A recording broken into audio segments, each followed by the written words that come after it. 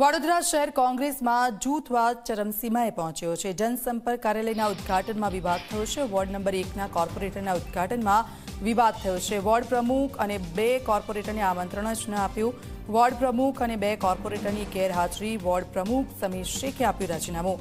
ઉદ્ઘાટન પછી રાજીનામું આપતા ભારે ચર્ચા થઈ છે। કાર્યાલયના ઉદ્ઘાટનમાં ઋત્વિજ જોશી પણ ઉપસ્થિત રહ્યા હતા।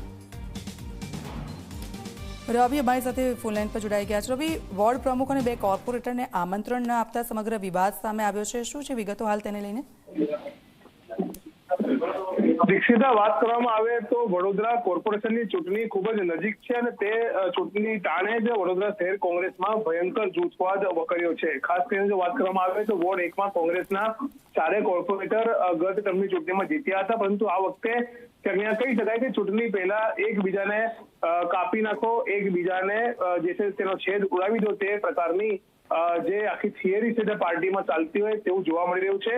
જો ખાસ કરીને વાત કરવામાં આવે તો ગઈકાલે વોર્ડ નંબર 1ના કોર્પોરેટર પુષ્પાબેન વાઘેલા જનસંપર્ક કાર્યાલયના ઉદ્ઘાટન થયું, જેમાં વોર્ડ 1ના જે પ્રમુખ છે સમીર શેખ, તેમને આમંત્રણ આપવામાં ન આવ્યું। સાથે જ 2 કોંગ્રેસના કોર્પોરેટર અમીબેન રાવત અને ઝા ભરવાડને પણ આમંત્રણ આપવામાં ન આવ્યું, જેના કારણે આ બંનેની ગેરહાજરી અને વોર્ડ પ્રમુખની પણ ગેરહાજરી આંખે વળગીને દેખાઈ હતી। પરંતુ સૌથી મહત્વની બાબત એ છે કે ખુદ શહેર કોંગ્રેસ પ્રમુખ ઋત્વિજ જોશી પણ આ કાર્યક્રમમાં ઉપસ્થિત રહ્યા હતા। તેમને આ વાત દેખાઈ નહીં, જેના કારણે વોર્ડ 1ના કોંગ્રેસના જે પ્રમુખ છે સમીર શેખ, તેમને રાજીનામું ધરી દીધું છે।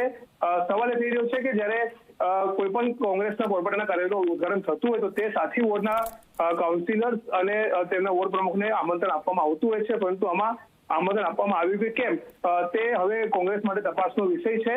સૌથી મહત્વની બાબત એ છે કે પુષ્પાબેન વાઘેલા સાથે જ્યારે મેં ટેલિફોનિક વાતચીત કરી ત્યારે તેમણે કહ્યું કે વોર્ડ પ્રમુખને પણ આમંત્રણ આપ્યું હતું, બંને વોર્ડ ના જે કોર્પોરેટર છે એમને પણ આમંત્રણ આપ્યું હતું, પરંતુ તેઓ કોઈ કારણસર ન આવી શક્યા। હવે આ પાર્ટીનો તપાસનો વિષય છે કે શું ખરેખર તેમને જાણી જોઈને આમંત્રણ નથી આપ્યું કે પછી આમંત્રણ આપ્યા બાદ પણ બંને કોર્પોરેટર અને વોર્ડ પ્રમુખ નથી ગયા, તે તપાસનો વિષય છે। જી બિલકુલ, આભાર રવિ સમગ્ર વિગત બદલ।